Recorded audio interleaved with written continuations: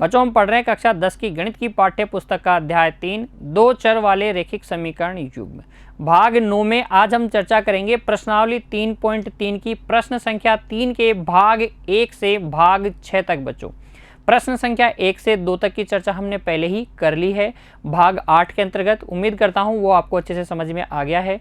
अब देखिए प्रश्न संख्या 3 क्या है, इसको पढ़ते हैं। निम्न समस्याओं में रैखिक समीकरण युग्म बनाइए और उनके हल प्रतिस्थापन विधि से ज्ञात करने हैं। समस्याएं दी गई हैं, उनसे हमको क्या बनाने हैं, रैखिक समीकरण युग्म बनाने हैं और फिर हमें क्या करना है, उनको प्रतिस्थापन विधि से हल भी करना है। आइए देखते हैं कौन कौन सी समस्याएं हैं। पहली जो समस्या है आपके पास क्या है, दो संख्याओं का अंतर 26 है। बच्चों जब भी आपको संख्याओं का अंतर दिया जाए तो आप ये मान लीजिए कि एक संख्या उनमें से बड़ी है और एक संख्या छोटी है, तभी तो उनका कोई अंतर रहा होगा। अन्यथा अगर वो दोनों बराबर हैं तो फिर तो अंतर क्या रहेगा, 0। ठीक है, यहाँ अंतर 26 होने का क्या मतलब है, एक संख्या बड़ी है और एक संख्या छोटी है। ये बात समझ में आ गई। फिर आगे प्रश्न को पढ़ते हैं। और एक संख्या दूसरी संख्या की 3 गुनी है, एक संख्या दूसरी संख्या की क्या है, 3 गुनी है, उन्हें ज्ञात कीजिए। अच्छा एक बात बताइए, क्या बड़ी संख्या की 3 गुनी छोटी संख्या हो सकती है? बड़ी संख्या का 3 गुना करेंगे तो वो और भी बड़ी हो जाएगी, कभी भी छोटी नहीं होगी। तो इन दोनों बातों को ध्यान रखिए। जब भी संख्याओं का अंतर दिया जाए तो आप क्या मानेंगे, आप हल में हमेशा इस तरीके से संख्याएं मानेंगे, बड़ी और छोटी मानेंगे। माना कि बड़ी संख्या बराबर है y तथा छोटी संख्या वो बराबर मान लीजिए x के। ठीक है, पहले x आता है तो छोटी संख्या x मान लिया मैंने। आप बड़ी संख्या को x और छोटी संख्या को y मान सकते हैं बच्चों। s और t मान सकते हैं, p और q मान सकते हैं, a और b, जो भी आप चर राशि मानना चाहें वो आप मानने के लिए स्वतंत्र है। यहाँ मैंने बड़ी संख्या को y कहा है, छोटी संख्या को क्या कहा है, x। फिर देखिए प्रश्नानुसार इन दोनों संख्याओं का अंतर कितना है, 26। तो क्या मैं x माइनस वाई लिखूँ, अंतर ऐसे निकालूँ, या y माइनस एक्स लिखूँ? तो ध्यान दीजिएगा अंतर कैसा है, धनात्मक। और धनात्मक संख्या कब आती है, जब बड़ी संख्या में से छोटी संख्या घटाई जाए। तो यहाँ पर आपको दे रखा है बड़ी संख्या माइनस छोटी संख्या बराबर 26, समीकरण संख्या 1। तथा आपको दिया गया है बड़ी संख्या बराबर 3 गुणा x, छोटी संख्या x का 3 गुणा करेंगे बड़ी संख्या आ जाएगी, समीकरण संख्या 2। अब देखिए प्रतिस्थापन विधि से हमें हल करना है, तो हम क्या करते हैं, एक चर का मान उठाते हैं किसी भी समीकरण से और दूसरे समीकरण में रख देते हैं। यहाँ पर y का मान 3x ऑलरेडी समीकरण 2 में दिया गया है, तो हम लिखेंगे समीकरण 2 से y का मान समीकरण 1 में रखने पर, समीकरण 1 में रखने पर क्या आ जाएगा, समीकरण 1 में रखने पर देखिए समीकरण 1 है y माइनस एक्स बराबर 26, y का मान कितना है, 3x, y की जगह 3x रखेंगे, ये माइनस एक्स अपनी जगह और ये 26। तो यहाँ से x घटा लेंगे 3x में से तो कितना बच जाएगा, 2x बराबर कितना, 26, और x बराबर कितना आ जाएगा बच्चों, 13। x बराबर कितना आ जाएगा, 13। x का मान किसी भी समीकरण में रख दीजिए, y का मान आ जाएगा। हम लिखेंगे x का मान समीकरण किसमें, 2 में रखने पर, आप 1 में भी रख सकते हो, रखने पर y बराबर आ जाएगा 3 गुणा x अर्थात 13, y बराबर आ जाएगा 13 तिया 39, y का मान आ जाएगा 39। x और y के मान आए हैं बच्चों, लेकिन याद कीजिए हमें x और y नहीं पूछे, ये हमने प्रश्न के उत्तर में खुद की तरफ से इंक्लूड किए हैं, खुद की तरफ से माने हैं। तो इस तरीके से करना अभी सफिशिएंट नहीं है, पर्याप्त नहीं है बच्चों। हम अंत में लिखेंगे अतः अभिष्ट संख्याएं, क्योंकि हमसे वो संख्याएं पूछी गई थी, तो हम लिखेंगे अभिष्ट संख्याएं बराबर, एक तो है 13 और एक है 39, 13 और 39, ये हमारा क्या हो जाएगा, उत्तर हो जाएगा। x और y निकाल के मत छोड़ना बच्चों, आपसे पूछा गया था उन्हें ज्ञात कीजिए, अर्थात उन संख्याओं को ज्ञात कीजिए। तो आपको लिखना चाहिए अतः अभिष्ट संख्याएं 13 और 39। ठीक है, बढ़ते हैं अगले प्रश्न की तरफ। देखिए बच्चों, प्रश्न संख्या 3 का भाग 2 क्या है, दो समपूरक कोणों। अच्छा, समपूरक कोण को पहले समझ लेते हैं, फिर प्रश्न को आगे पढ़ेंगे ध्यान से। पहले समपूरक कोण का मतलब मैं आपको बता देता हूं। समपूरक कोण बच्चों आप समझ रहे हैं ना, जैसे ही मेरे पास कोई शब्द आता है प्रश्न में, तो पहले मैं उस पर दिमाग लगाऊंगा, फिर प्रश्न को हल करने के बारे में सोचूंगा। ठीक है, तो समपूरक कोण किनको बोलेंगे, कोई भी दो कोण जिनका योगफल क्या हो, जिनका योगफल बराबर हो 180 डिग्री के। ठीक है, ऐसे कोई भी दो कोण जिनका योगफल 180 डिग्री के बराबर हो समपूरक कोण कहलाते हैं। ऐसे कोई भी दो कोण जिनका योगफल 90 डिग्री के बराबर हो क्या कहलाते हैं, पूरक कोण। तो दोनों कंसेप्ट आपने पूर्व कक्षाओं में पढ़े हैं बच्चों, यहाँ पर मैंने आपको दोबारा से बता दिया है। अब आ जाते हैं हमारे प्रश्न पर। देखिए, दो समपूरक कोणों में बड़ा कोण छोटे कोण से 18 डिग्री अधिक है, उन्हें ज्ञात कीजिए। तो समपूरक कोणों की बात हो रही है, तो और हमें दिया गया है कि जो बड़ा कोण है, बड़ा जो कोण है वो छोटे कोण से 18 डिग्री अधिक है, यानी कि बड़े और छोटे कोण की बात हो रही है। तो हम लिखेंगे माना कि बड़ा कोण वो तो है x डिग्री, तथा छोटा कोण वो है y डिग्री। फिर देखिए प्रश्नानुसार, क्योंकि ये दोनों कोण क्या हैं, समपूरक हैं, इसका मतलब इन दोनों कोणों का योगफल 180 डिग्री के बराबर होगा। समीकरण संख्या 1, तथा आपको ये भी कहा गया है कि जो बड़ा कोण है अर्थात जो x डिग्री है वो बराबर है छोटा कोण प्लस 18 डिग्री। देखिए, छोटे कोण से 18 डिग्री अधिक करने का मतलब है छोटे कोण में 18 डिग्री जोड़ना।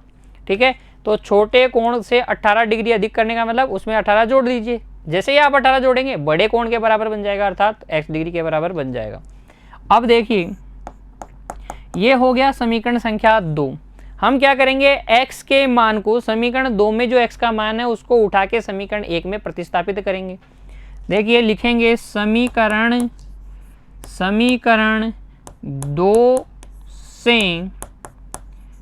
से x डिग्री का मान समीकरण 1 में रखने पर, चलिए रखते हैं, x डिग्री की जगह आपने लिख दिया y डिग्री प्लस 18 डिग्री, और ये पहले से ही यहाँ पर है y डिग्री बराबर 180 डिग्री। आगे जब आप हल करेंगे बच्चों तो क्या मिलेगा, देखिए y डिग्री और y डिग्री हो जाएगा 2y डिग्री, और ये हो जाएगा 180 डिग्री माइनस 18 डिग्री। यहाँ से बच्चों 2y डिग्री, देखिए 180 में से 18 घटाएंगे तो 10 घटाएंगे 170 बचेगा, उसमें से भी 8 घटा लेंगे 162 डिग्री आ जाएगा। कितना आ जाएगा, 162 डिग्री, और यहाँ से y डिग्री बराबर आ जाएगा 81 डिग्री। कितना आ जाएगा, 81 डिग्री। ये डिग्री का साइन भी लगाइएगा बच्चों, क्योंकि कोणों की बात हो रही है और डिग्री में बात हो रही है इसलिए। ठीक है, अब y का मान हम किसी भी एक समीकरण में रख देंगे और x का भी मान प्राप्त कर लेंगे। तो y डिग्री का मान मैं रख देता हूँ समीकरण किसमें, समीकरण 2 में रखने पर x डिग्री आपके पास आ जाएगा 81 डिग्री से 18 डिग्री अधिक, x डिग्री आपके पास आ जाएगा 99 डिग्री। कितना आ जाएगा, 99 डिग्री। अतः अंत में हम लिख देंगे, अतः अभिष्ट कोण बच्चों कितना हो जाएगा, एक तो हो जाएगा 81 डिग्री और दूसरा हो जाएगा 99 डिग्री। कितना, 99 डिग्री। 81 डिग्री और 99 डिग्री हमारे अभिष्ट कोण हो जाएंगे। समझ में आया किस प्रकार से करना है। समपूरक कहने का मतलब जो दो कोण हैं, बड़ा कोण और छोटा कोण, उनका योग 180 डिग्री होगा। और फिर दूसरी कंडीशन तो आपको साफ साफ दी गई है, बड़ा कोण है छोटे कोण से 18 डिग्री अधिक, छोटे में 18 डिग्री जोड़ेंगे तो बड़े कोण के बराबर हो जाएगा। प्रतिस्थापन विधि से दोनों समीकरणों को हल कर लीजिए, अभिष्ट कोण प्राप्त कर लीजिए बच्चों। फिर देखिए अगला प्रश्न, प्रश्न संख्या 3 का तीसरा भाग। एक क्रिकेट टीम के कोच ने 7 बल्ले और 6 गेंदें 3800 रुपये में खरीदी। बाद में उसने 3 बल्ले और 5 गेंदें 1750 रुपये में खरीदी। प्रत्येक बल्ले और प्रत्येक गेंद का मूल्य ज्ञात कीजिए। जब भी मूल्य वाला प्रश्न आता है बच्चों तो हम क्या करते हैं, इकाई के रूप में मानते हैं, अर्थात एक बल्ले एक कीमत और एक गेंद की कीमत मानेंगे। ठीक है, तो यहाँ हम हल में लिखेंगे। देखिए बच्चों, हल में किस तरीके से हम स्टार्ट करेंगे, लिखेंगे माना कि एक बल्ले का मूल्य बराबर है ₹x रुपये तथा एक गेंद का मूल्य है ₹y या y रुपये। ठीक है, फिर देखिए प्रश्नानुसार अब आपको बोला गया है कि 7 बल्ले कितने रुपए के आएंगे, 7x रुपये के।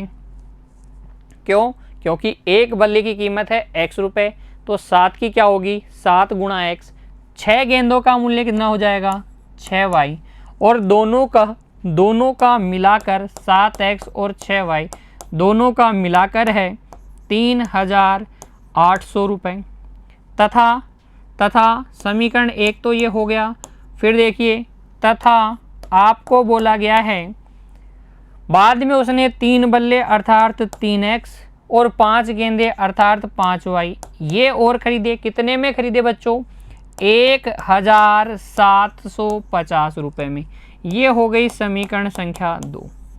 कैसे हल करेंगे दोनों समीकरणों को, देखिए हम करेंगे प्रतिस्थापन विधि से। कैसे करते हैं, एक चर का मान निकाल लेंगे, दूसरे चर में एक चर का मान निकाल लेंगे समीकरण 1 या 2 से, फिर दूसरे समीकरण में हम रख देंगे। जिस समीकरण से चर का मान निकालते हैं उसमें नहीं रखते हैं बच्चों, वापस से दूसरे वाले समीकरण में रखते हैं, याद है ना आपको। तो यहाँ से देखिए मैं लिख रहा हूँ समीकरण 2 से देखिए 3x बराबर हो जाएगा 1750 माइनस 5y और x बराबर हो जाएगा 1750 माइनस 5y बटे 3। ये जो x का मान आया है बच्चों किस समीकरण से निकाला है हमने, समीकरण संख्या 2 से। तो 2 में नहीं रखेंगे, किस में रखेंगे, 1 में। अब हम लिख देंगे x का मान समीकरण 1 में रखने पर, x का मान समीकरण 1 में रखिए। देखिए समीकरण 1 क्या है, 7x plus 6y, 7x plus 6y बराबर 3800। तो यहाँ x के स्थान पर हम लिख देंगे 1750 माइनस 5y बटे तीन प्लस प्लस कितना 6y बराबर 3800। ये बात क्लियर हो गई। x का मान जो था, x का जो मान था 1750 माइनस 5y बटे 3, 1750 माइनस 5y बटे 3 x के स्थान पर रख दिया समीकरण संख्या 1 में।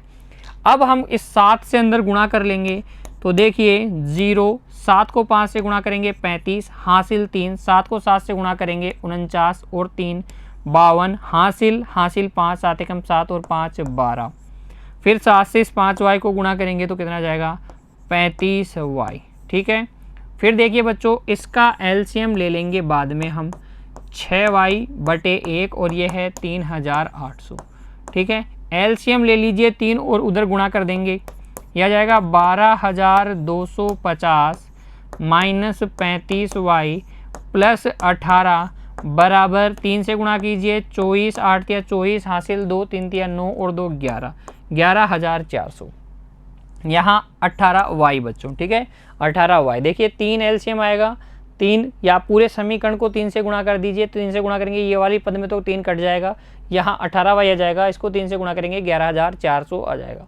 फिर देखिए 18y और माइनस का 35y कितना हो जाएगा, माइनस का 17y हो जाएगा। क्या, माइनस का 17y और ये उधर जाके घट जाएगा, 11400 में से घटा लीजिए 12250, तो यहाँ से आपको मिल जाएगा 17y बराबर, देखिए इसको बदल देंगे तो यहाँ पर भी साइन बदल जाएगा, 12250 माइनस 11400।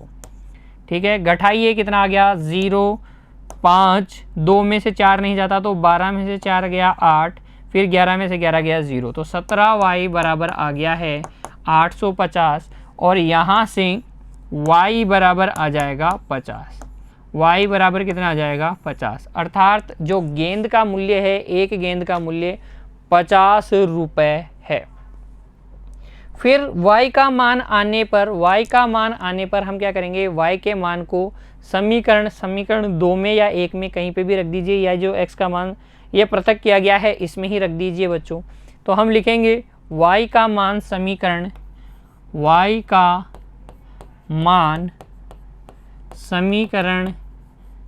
2 में रखने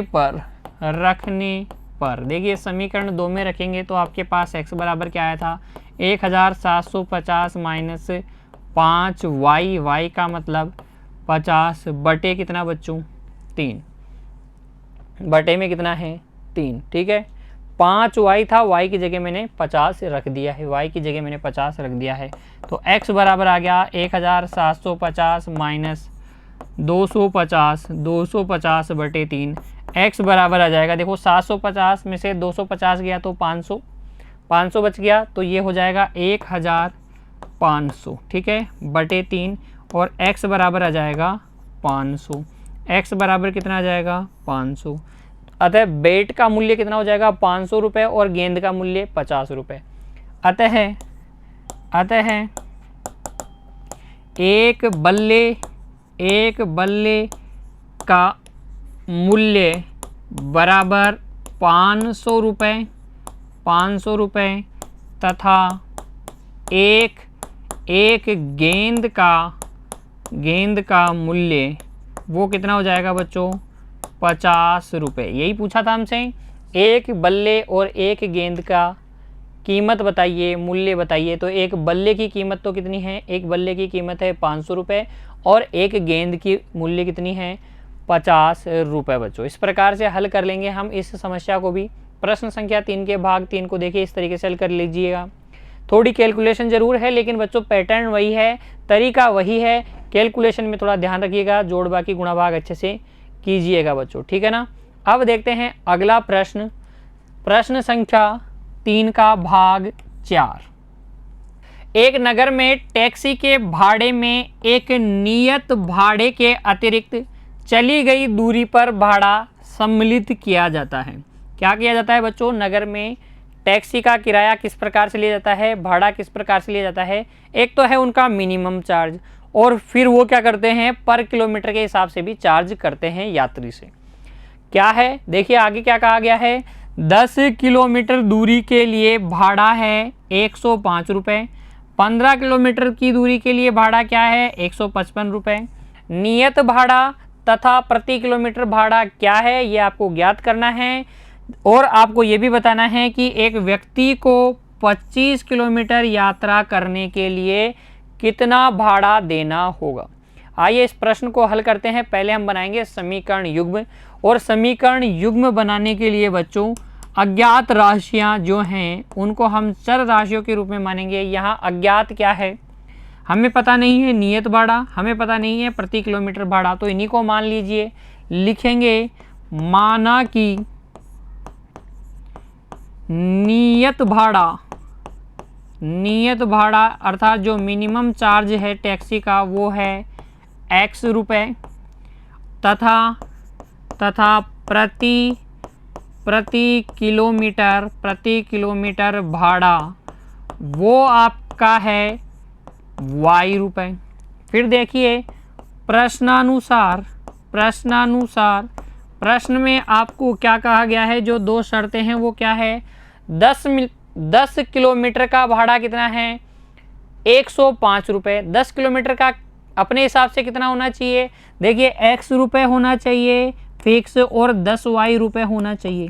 देखिए अगर इन चर राशियों के रूप में मैं भाड़ा निकालूं 10 किलोमीटर का तो कैसे निकालूंगा, फिक्स x रुपये और 10 किलोमीटर का निकालूंगा, 1 किलोमीटर का y तो 10 किलोमीटर का 10 y। ये टोटल अमाउंट कितना है, ये है आपके पास 105 रुपये। ये हो गया समीकरण 1। तथा 15 किलोमीटर का क्या होगा बच्चों, x प्लस 15y। कैसे होगा ये भी आपको समझ में आ गया होगा, कितना है 155। समीकरण संख्या 2। नियत भाड़ा और पर किलोमीटर भाड़ा को जोड़ लेंगे तो कुल भाड़ा आ जाएगा। नियत भाड़ा है x रुपये और पर किलोमीटर है y रुपये। 10 किलोमीटर का कितना होगा 10 y रुपये, पर उसमें हम नियत भाड़ा भी जोड़ेंगे x रुपये, तो x प्लस 10 y कितना हो जाएगा 105 रुपये के बराबर। और इसी तरीके से x प्लस 15 y किसके बराबर होगा 155 के। अब हम इसको प्रतिस्थापन विधि से हल कर लेंगे। कैसे, हम लिखेंगे समीकरण 1 से, देखिए समीकरण 1 से x बराबर हो जाएगा 105 माइनस 10y। ये x का मान हम समीकरण 2 में रख देंगे, ये x का मान हम समीकरण 2 में लिख देंगे, इसलिए लिखेंगे x का मान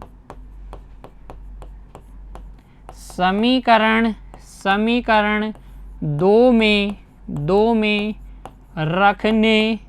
रखने पर, समीकरण 2 में रखने पर, समीकरण 2 क्या है, x प्लस 15y बराबर 155, तो x प्लस 15y बराबर 155। x के स्थान पर हम लिख देंगे 105 माइनस 10y प्लस 15y अपनी जगह बराबर 155 भी अपनी जगह। ये हो जाएगा देखो माइनस का 10y प्लस का 15y तो प्लस का 5y बराबर 155 माइनस 105 कितना हो गया 50, और y बराबर आ गया 50/5 अर्थात 10। y बराबर आ गया 10। कैसे, 155 में से 105 घटाएंगे 50 बचेगा, ये 5y है तो ये 5 उधर जाके भाग में जाएगा, 50 में 5 का भाग लगाएंगे कितना जाएगा 10। फिर हम लिखेंगे y का मान, चाहे से समीकरण 1 में रखो या 2 में, तो हम लिखेंगे y का मान समीकरण 1 में रखने पर, समीकरण 1 क्या है, x प्लस 10y बराबर 105, x प्लस 10 गुणा y की जगह 10 बराबर 105 और x बराबर आ जाएगा 5, x बराबर आ जाएगा 5। ये हो गया x और y का मान। x क्या था बच्चों, नियत भाड़ा, और y क्या था, प्रति किलोमीटर भाड़ा। तो हम लिख देंगे अतः नियत भाड़ा बराबर 5 रुपये तथा प्रति किलोमीटर भाड़ा कितना है बच्चों 10 रुपये। अब देखिए अब आपसे आगे क्या पूछा था, आपसे पूछा था कि अगर एक व्यक्ति 25 किलोमीटर के लिए यात्रा करता है तो उसको कितना भाड़ा देना पड़ेगा। अगर 25 किलोमीटर यात्रा करता है तो कितना भाड़ा देना पड़ेगा। अब हम लिखेंगे अब 25 किलोमीटर यात्रा का भाड़ा, तो वो हो जाएगा 5 रुपये प्लस 25 किलोमीटर का 10 रुपये के हिसाब से, तो 5 प्लस 250 अर्थात 255 रुपये। 255 रुपये क्या होगा, 25 किलोमीटर यात्रा का भाड़ा हो जाएगा बच्चों। तो इस प्रकार से प्रश्न संख्या 3 के भाग 4 को हल कर लेंगे।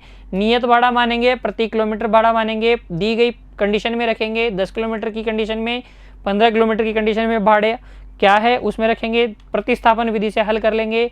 प्रतिस्थापन विधि से हल कर लेंगे तो क्या जाएगा, x का मान 5 और y का मान 10, अर्थात नियत भाड़ा तो आपके पास आ जाएगा 5 रुपये और प्रति किलोमीटर भाड़ा आ जाएगा 10 रुपये।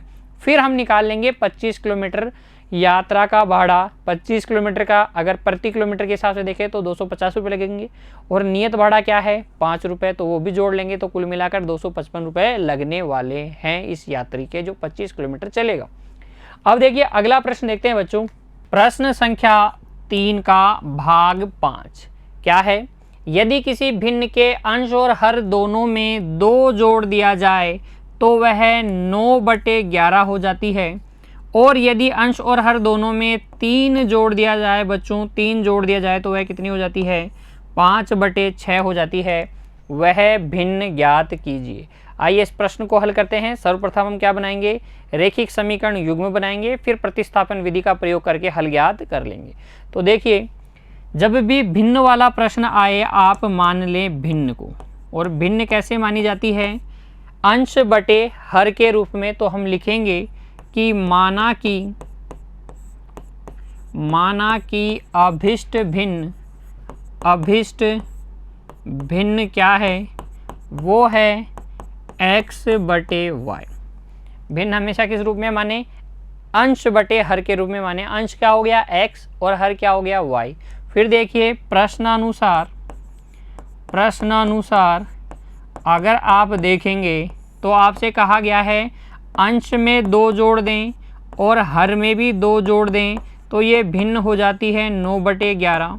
अब आप वज्र गुणा करके हल कर लें तो ये हो जाएगा 11x + 22 बराबर 9y + 18, और इसको सबको इधर लेके आएंगे तो ये हो जाएगा 11x - 9y + 4 बराबर 0। समीकरण संख्या 1 बच्चों किस प्रकार प्राप्त करेंगे, अंश और हर दोनों में 2 जोड़ देंगे तो भिन्न हो जाएगी 9/11 के बराबर, वज्र गुणा कर लेंगे समीकरण प्राप्त हो जाएगी। तथा अगर हम देखें अंश और हर दोनों में 3 जोड़ के तो ये भिन्न हो जाती है 5/6। वज्र गुणा करके हल करेंगे तो हो जाएगा 6x + 18 बराबर 5y + 5 को 3 से गुणा करेंगे तो कितना जाएगा 15। हल कर लेंगे तो ये हो जाएगा 6x - 5y + 3 बराबर 0। समीकरण संख्या 2 बच्चों, समीकरण संख्या 2। प्रतिस्थापन विधि में क्या करते हैं, किसी एक समीकरण से x या y का मान निकाल के दूसरे समीकरण में रख देते हैं। तो यहाँ पे भी मैं वही काम करने वाला हूँ। समीकरण 2 से देखिए, समीकरण 2 से x का जब आप मान निकालेंगे तो आ जाएगा x बराबर 5y - 3/6। x बराबर 5y - 3/6। ये माइनस का 5y उधर जाके प्लस का हो जाएगा, प्लस का 3 दूसरी तरफ जाके -3 हो जाएगा, और ये 6 गुणा x में जो गुणा में 6 है वो बटे में चला जाएगा। तो x बराबर आ जाएगा 5y - 3/6। इस मान को हम प्रतिस्थापित कर देंगे समीकरण संख्या 1 में। तो लिखेंगे x के मान को समीकरण 1 में प्रतिस्थापित करने पर, तो देखिए समीकरण 1 था 11x, x के स्थान पे क्या लिखेंगे 5y - 3/6 माइनस 9y प्लस 4 बराबर 0। x के स्थान पर हमने क्या रख दिया है, x के स्थान पे x का मान रख दिया है 5y माइनस 3/6। अब क्या करेंगे, थोड़ा आगे हल करेंगे। आगे हल करने के लिए 11 को अंदर गुणा कर दीजिए तो ये हो जाएगा 55y माइनस 33 बटे में 6 माइनस 9y प्लस 4 बराबर 0। पूरी समीकरण को 6 से गुणा कर दें, पूरी समीकरण को 6 से गुणा कर दें तो यह आ जाएगा 55y माइनस 33 माइनस, इसको जब 6 से गुणा करेंगे, देखो इसको तो 6 से जब गुणा करोगे तो 6 से 6 कट जाएगा, इसको 6 से गुणा करोगे तो यह आ जाएगा 54y और ये आ जाएगा 6 से गुणा करेंगे तो कितना 24 बराबर में कितना बच्चों 0। 55y में से 54y गए तो कितना बच गया, 1y बच गया। 24 में से 33 घटाओगे तो माइनस का 9 बच जाएगा बराबर में कितना 0। और ये देखिए y बराबर आपके पास आ जाएगा 9, y बराबर आपके पास आ जाएगा 9। y का मान अर्थात हर तो आपके पास आ गया है 9। y के इस मान को हम रख देंगे समीकरण संख्या 1 में या 2 में, किसी में भी रखकर x का मान निकाल लेंगे। तो मैं यहाँ रख रहा हूँ समीकरण संख्या 2 में, तो लिखूँगा y का मान समीकरण किसमें 2 में रखने पर x बराबर क्या आएगा, x बराबर आएगा 5y बराबर कितना है 9 माइनस 3/6। तो देखिए x बराबर आ गया 45 माइनस 3/6, 42/6 कितना 7। अतः देखिए x यानी अंश भी आपके पास आ गया है, तो हम लिख देंगे अतः अभिष्ट भिन्न क्या हो जाएगी बच्चों, अंश बटे हर 7/9। अभिष्ट भिन्न कितनी 7/9। किस प्रकार से करेंगे, सर्वप्रथम प्रश्न को ध्यान से पढ़ना है, जो 2 शर्तें दी गई है उनको भी ध्यान से पढ़ना है। क्या ज्ञात करना है, भिन्न ज्ञात करने का मतलब अंश और हर ज्ञात करने हैं। तो अंश और हर मान लें कि अंश x है हर y है, तो भिन्न हो जाएगी x/y। फिर प्रश्नानुसार दोनों अंश और हर दोनों में 2 जोड़ेंगे तो 9/11, दोनों में 3 जोड़ेंगे तो 5/6 के बराबर 2 समीकरण बनेगी। प्रतिस्थापन विधि का प्रयोग करके हल करेंगे, y का मान आ जाएगा 9, किसी भी समीकरण में रख के x का मान निकाल लेंगे 7 आ जाएगा। अतः अभिष्ट भिन्न हो जाएगी 7/9। उम्मीद करता हूँ इस प्रश्न में अब आपको कोई दिक्कत नहीं है। चलिए अब हम करते हैं नेक्स्ट क्वेश्चन। देखिए प्रश्न संख्या 3 का भाग 6। 5 वर्ष बाद जेकब की आयु उसके पुत्र की आयु से 3 गुनी हो जाएगी। 5 वर्ष बाद की बात हो रही है बच्चों, और आयु संबंधी प्रश्न है। मैंने आपको पहले भी बताया था जब हमने आफताब और उसकी पुत्री वाला प्रश्न किया था, क्या कहा था मैंने, जब भी आप आयु संबंधी प्रश्न हल करेंगे तो जो भी व्यक्ति उस प्रश्न में दिए गए हैं उनकी वर्तमान आयु को ही मानेंगे, याद है ना। तो यहाँ पर भी हम जेकब की भी वर्तमान आयु मानेंगे और उसके पुत्र की वर्तमान आयु मानेंगे। आइए प्रश्न को आगे पढ़ते हैं। 5 साल बाद की तो बात इसने कर दी है। अब देखिए 5 वर्ष पूर्व पहले की बात करते हैं। पहले क्या संबंध था जेकब और उसके पुत्र की आयु में। जेकब की आयु उसके पुत्र की आयु की कितनी थी, 7 गुनी थी, 7 गुनी थी। उनकी वर्तमान आयु क्या है, तो पहले हम बनाएंगे द्विचर रैखिक समीकरण युग्म। कैसे, चर राशियों की सहायता से। तो यहाँ पर जो चर राशियाँ हैं वो क्या है, जेकब की आयु जो भी वर्तमान और उसके पुत्र की आयु, उन्हीं को हम मानेंगे। तो देखिए लिखेंगे माना कि जेकब की वर्तमान आयु बराबर x वर्ष तथा उसके पुत्र की वर्तमान आयु बराबर y वर्ष। तो हमने दोनों की वर्तमान आयु मान ली है। अब हम प्रश्न में दी गई शर्तों के अनुसार चलेंगे। तो हम लिख देंगे प्रश्नानुसार प्रश्नानुसार सबसे पहले बात करेंगे 5 वर्ष बाद की। क्या बात करेंगे? 5 वर्ष बाद की। देखिए 5 लिख भी देंगे, 5 वर्ष बाद। अभी x साल है जेकब की आयु, 5 साल बाद में कितनी हो जाएगी? x + 5। अभी उसके पुत्र की आयु कितनी है बच्चों? y वर्ष। 5 साल बाद यानी कि अब से 5 साल बाद में कितनी हो जाएगी? 5 साल जोड़ देंगे ना, तो यहाँ पर उसके पुत्र की आयु हो जाएगी y + 5। और इन दोनों की आयु में क्या संबंध है? 5 साल बाद जेकब की आयु जो है पुत्र की आयु की 3 गुना है। ये जो है ना x + 5 किसके बराबर है? इसके 3 गुने के बराबर है। तो यहाँ से आपको एक समीकरण मिल गई, x + 5 बराबर 3y + 15। और ज़्यादा इसको हल करेंगे तो ये हो जाएगा x - 3y बराबर कितना बच्चों? x - 3y। ये प्लस का 5 उधर जाके घटेगा, 15 में से 5 गया तो 10। समीकरण संख्या 1।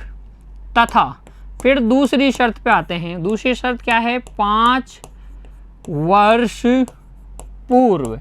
अगर हम 5 साल पहले की बात करें, अभी आपकी आयु मान लीजिए बच्चों 14 वर्ष है। 5 वर्ष पूर्व कितनी थी? बिल्कुल 14 में से 5 घटा के लिखेंगे ना आप, तो वही हम करेंगे। जेकब की आयु क्या हो जाएगी? x - 5। उसके पुत्र की आयु क्या हो जाएगी? y - 5। संबंध क्या है कि पुत्र की आयु का 7 गुना किसके बराबर है? जेकब की आयु का। जेकब 5 वर्ष पूर्व बच्चों जेकब की आयु उसके पुत्र की आयु की कितनी है? 7 गुनी थी, है ना, 5 साल पहले। तो 5 साल पहले ये संबंध था। यहाँ से भी आपको एक समीकरण मिल गई, x - 5 बराबर 7y - 35। हल करेंगे तो आपके पास आ जाएगा x - 7y प्लस 30 बराबर में 0।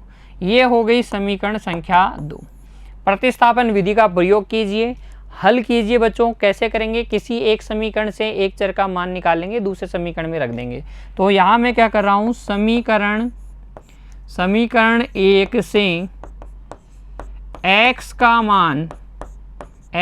मान समीकरण संख्या 2 में रखने पर, x का मान समीकरण संख्या 2 में रख रहा हूँ। यहाँ से x का मान क्या हो जाएगा? 3y + 10। देखो ये 10 + 3y हो जाएगा ना, माइनस का 3y उधर जाके प्लस का हो जाएगा।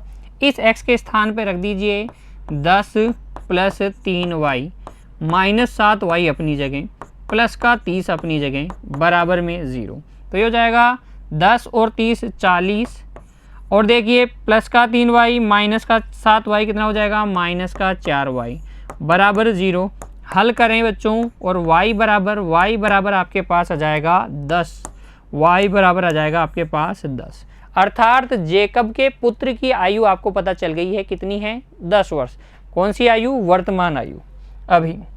ठीक है, अब हम करेंगे y का मान समीकरण 1 में प्रतिस्थापित। तो लिखेंगे कि y का मान समीकरण 1 में भी रख सकते हैं, 2 में भी रख सकते हैं। मैं रख रहा हूँ 1 में, इसलिए लिख रहा हूँ समीकरण 1 में रखने पर। लैंग्वेज भी बनाइए बच्चों अच्छी खासी।